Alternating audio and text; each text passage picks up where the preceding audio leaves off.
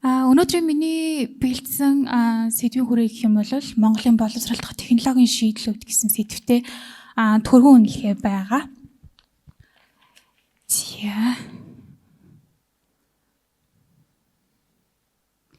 За хэлтгэлийн мань бүтцийн хувьд гэх юм бол судалгааны үндэслэл, төвшүүлж буй санаа, судалгааны үндэслэл ба арга зүй, судалгааны явц, судалгааны үр дүн, үндсэн асуудал, дүгнэлт гэсэн бүлгүүдэд хуваасан байгаа.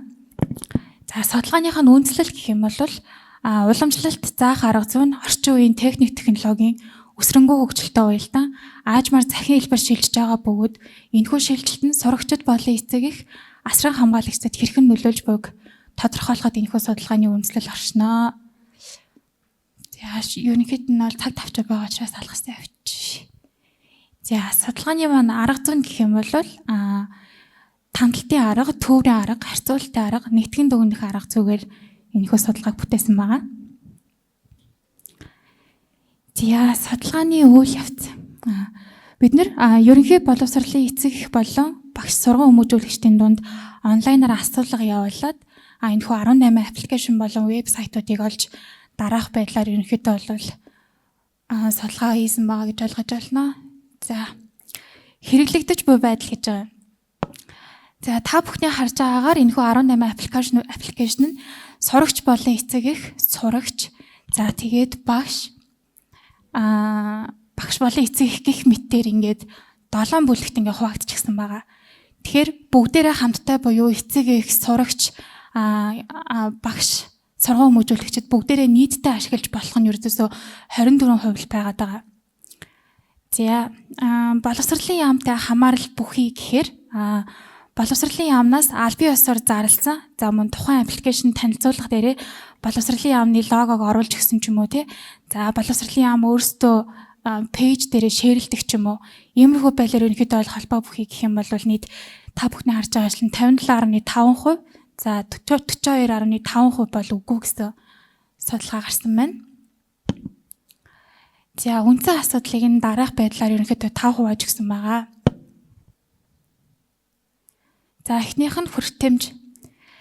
Технологийн хүртээмж гэж байгаа. За энэхүү платформуд нь зарим нь утасны марк болон системээс хамаарат гар утсанд суудгүй байх жишээний. Жишээлбэл iPhone 6 дээр iOS систем нэвтрэх хуучирсны улмаас за зарим нэгэн аппликейшнууд нь ерөнхийдөө суудгүй буюу ерөнхий жишээ авч ярих юм бол Facebook шиг бүх төрлийн гар утас, бүх төрлийн вебсайтуудаар ингээд орох боломж байхгүй байгаад байгаа гэдг нь бас нэг төрлийн асуудал болоод байгаа. За мэдээллийн хүртээмж digital literacy гэж байгаа. За тэгээд мэдээлэл ашиглах ба удирдах буюу сурагчийн мэдээллийг аюулгүй ёс зүгээр ашиглах, хадгалах тал дээр аюулгүй хэсэг нь эргэлзээтэй. За хүүхдүүдийн датаг цуглуулж ин тэ мэдээлэл цуглуулж ин энэ нь яг аюулгүй байгаа юу гэдг нь бас эргэлзээтэй байгаад байгаа.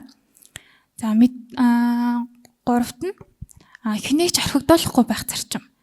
За хөгжлийн бэрхшээлтэй суралцагч буюу харааны бэрхшээлтэй хүүхдүүдэд зориулсан одоо энэхүү 18 аппликейшнууд нь тийм тохиргоо бол хомс.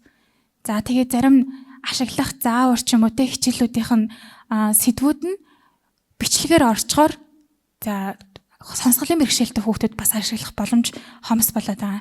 За мэдээж үндэсний цөөнх буюу казах, тува хэл дээр ерөнхийдөө бол бас ашиглахад нэлээд асуудалтай байгаад байгаа. За байршлын хувьд хүртээмжтэйс гэхээр хөдөө орон нутагт амьдарч байгаа багш, сургууль хүмүүжүүлэгч, суралцагч, эцэг их асран хамгаалагч нар за энэхүү 18 аппликейшнуудыг бүгднийг нь ашиглах боломжтой мүү гэхээр бас үгүй. Яагаад тэгэхээр интернет холболт, компьютер тэр бүх хэлбэр гар утас барих боломжтой тэтгэр хүмүүс ерөнхийдөө хэрэг байгаа вэ гэдгийг надаас хэлүүлэлт бас мэдж байгаа хаа. За тэгээд сүүлд нь гэх юм бол ковидын үед дэд бүтцэд холбоогүй 176 мянган хүүхэд орхигдсон байгаа буюу авах ёстой одоо мэдлэг хүртээмж нь ерөнхийдөө нэлээд хомс байсан гэдгийг бид нар дахиад нэг санах хэрэгтэй хаа. За боловсролын тухай хууль за эдгээр зүйлэнгүүд ерөнхийд нь бол ингээд одоо нэлээд байгаа ч гэсэн би бол 3-ыг ингээд төгөөд оруулчихсан байгаа. За тэгэхээр энэхүү хууль маань хэр хэрэгжилттэй байгаа вэ гэдгийг бас энэ судалгаан дээр өдөрлөө үнэлээд бодох хэрэгтэй байна. За дүгнэлт гэх юм бол олон төрлийн платформ гэж байгаа. За нэг платформ урт хугацаанд ашигладаггүй буюу одоо 1-2 жил болоод дараа нь дахиад шинэ платформ руу шилждэг. За тэгээд тусдаа ашигладаг олон платформ. Түрүүний миний харуулсан 7 бүлэгт хуваагдчихсан. Одоо бүгдээрээ нэг цогц ашиглах боломжтой тэрхүү аппликейшн вебсайтууд нь бас нэлээд хомс байгаа даа. За бүх ерөнхий боловсролын сурагчид ашиглаж болох нэгдсэн платформ хомсоо гэж байгаа. За түрүүний миний бас дурдсанчлан хөдөө орон нутагт амьдарч байгаа. За тэгээд ерөнхийдөө бол ерөнхий боловсролын сургуульд суралцаж буй бүх сурагчид яг нэг төрлийн платформ ашиглаж байгааг бол бас үгүй. Яг нэг төрлийн вебсайт, за яг нэг төрлийн аппликейшн ашиглаж байгаа юм ухээр бас үгүй болоод байгаа. Эдгээрийг бүгднийг нэг цогц болгоод дунд нь бүгдэд хүртээмжтэй нэг аппликейшн юм уу вебсайт за платформуд ерөнхийдөө байвал илүү өөрөө өөчтэй ах гэж бид нар харсан. За дүгнэлт 3 ерөнхий боловсролын сурагчдад LTS гэж байгаа. За нэгт нийгмийн хуваалдлыг үүсгэж байгаа. Зарим аппликейшнуудыг ашиглахад хүүхдүүд ерөнхийдөө байршлаа буюу эрсцээ бүртгүүлэхийн тулд утасныхаа байршлаар эрсцээ бүртгүүлдэг байгаа. За тэгэхээр тухайн хүүхэд нь мэдээж юм сайн утастай байх шаардлагатай байгаа. Тэгэхээр тэр дунд ингээд хэрвээ жоохон муухай утас барьсан хүүхэд байх юм бол ялгуурлан гадуурхагдахыг бол бид нар үүсгэхгүй. За тэгэхээр хоёрт нь утасны нөлөөтэй болох эцэгхийн хараа хяналт алдагдах эрсдлийг нэмэгдүүлж байгаа гэж байгаа.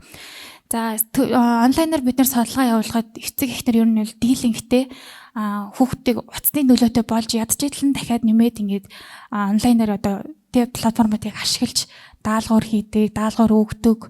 Зарим асар хамгаалагч нь мэдээж бүгд эцэг эхнэр байгаад байна гэсэн үг биш. Эмээ өвгөнөр нь бас байгаа. Тэгэхээр тэдгээр хүмүүс бас өөрсдөө яг гар утас ашигладаг юм уу гэхээр бас асуудалтай. За тэгээд ороод заагаад уу ихээр дахиад яг тийм нэгдсэн байдлаар заалгаагүй учраас ямар нэгэн байдлаар жоохон ойлгохгүй байх тиймэрхүү нөхцөл байдал үүсэж байгаа. За дөрөвт нь иргэний нийгмийн хяналт гэж байгаа. Сэтгэл ханамжийн судалгааг тогтмол авдаг байх буюу за багш сургууль мөжүүлэгч эцэг их асар хамгаалагчдаас яг нэгдсэн байдлаар яг энэ аппликейшн болж гин үү, энэ платформ болж гин үү, яг бид нэр аль талаар нөлөө сайжруулах вэ гэдэг судалгааг айгүй тийм бага явуулдаг буюу бараг явуулдаггүй гэсэн тийм хүмүүс сэтгэлтэй байгаа. За хичээлийн сэдвийн хараа хяналт тасран хамгаалагч нарын оролцоо гэдгийг би дараах байдлаар ерөнхийдөө сайт дээр бэлтгэсэн байна. За энэ бол Монголын багш нарын үйлдвэрчлийн хэвлэлийн холбоо гэдэг ийм паблик групп дээр бичсэн постуудыг би орууллаа л да. За эдүүтэн гэдэг энэ сайтын талаар нэг багшийн оруулсан энэ пост байгаа. Хүний арга яс 206 ястай сүнсний баярын өмнөх орой нэг аимшигт арга ясныхаа талыг алдчихэ. Түүний ясны хитэн хэсэг үлдсэн бэ. Тэгэхээр энэ сэдвийн хүрээндээ яг тэг бүгдээрээ яг нэг бүрчлэн анхаарал хандуулж байгаа юу үгүй юу гэдгийг бас анхаарч ойлгох хэрэгтэй байх. За энэ бас нэг юм ESIS буюу нэг тийм систем талаар бичсэн ийм сэтгэл байна. Системүүдээ сайжруулаач. Нүүдэлт хийсэн бүх үйл ажиллагааг ESIS рүү илгээх юм бол нүүдлийн хэрэг юу байна? ESIS нь өдөө олон жил болцоход байхад одоо хүртэл шилжиж ирсэн хүүхдийн бүх мэдээлэл дагаад ирж болдгоо устд чинь. Засах гэж араасаа бөөн чирэгдэл гацна бусад зүйл нь устдад алга болчихно. Яг ачааллын үеэр ямар ч утас нь болохгүй. Сайд нь болсон болоогүй платформ гих оруулж ирчээд худлаач намж реклам гэж за гих мэтэр ингээд аюул олон юм постууд байгаа даа. Тэгэхээр эцэг их болон сурагчдаас өөр за багш сургууль хүмүүжүүлэгчд нь өөрсдөө бас энийг асуудал байна гэж хараад байгаа нь бас нэг анхааруултай зүйл болов уу гэж бид нар харсан. За ил тод байдал боловсролын яамнаас батлагдлан зөвшөөрөгдсөн хэсэг гэж байгаа. За бид нар энэхүү судалгааг өөрсдөө хийж явахдаа бүх төрлийн сайтуудыг ухаж авч болох бүх мэдээллүүдийг өөртөө судалж хайсны үндсэн дээрээс боловсролын яамтай холбоотой эсхийг олж мэдсэн болохоос биш яг энэ нь бол нээлттэй байд юм уу гэхээр яг үгүй. За нэг аппликейшн байдгийн байна. За энэ бол яг боловсролын яамнаас ингээд дэмжигдээ шийдэгдээд ороод ирсэн байгаа. Энийг нэг Монгол тэр даяараа нэг системээр ажиллана шүү гэсэн тийм мэдээлэл ерөнхийдөө бол хомс гэсэн үг. За тэгээд санхүүжилт зохион бүтээгч нарын мэдээлэл ил тод байдал гэж байгаа. Маш олон аппликейшнууд ингээд шинээр гараалаадаг тий. За тэгээд боловсролын яамнаас дэмжсэн ингээд ашиглая гэхээр за энэхүү яг төсөв нь яг хаанаас байдیں۔ За тэгээд аппликейшн зохион бүтээгч нарын мэдээлэл нь ил тод байна уу гэхээр бас үгүй. Ямар нэгэн хувийн сургуулийн тий захирлынх нь хамаатан тэр аппликейшнийг бэлдээд оруулж ирж байгаа ч юм уу хүмүүс тэрийг бас ялгахад айгүй тийм асуудалтай байгаад байгаа. За ил тод байдал дээр ерөнхийдөө саяны одоо харсан 18 аппликейшнуудыг бүгднийг шилэн данснаас бид нэр төсөв нь хаанаас байна вэ гэдгийг бол хайж үтгэхэд одоо та бүхний харж байгаагаар өвөгдөл олцсонгүй гэсэн энэ хариу ерөнхийдөө бол ихэвчлэн ерөнхийдөө бол бараг бүгд гэж хэлж болох үе зар хэмжээний ерөнхийдөө бол ийм ил тод байдал нь дотоо байна гэдгийг хэдүүлээ харж болох нь байна. За тийм анхаарал тавьсан явдал баярлалаа.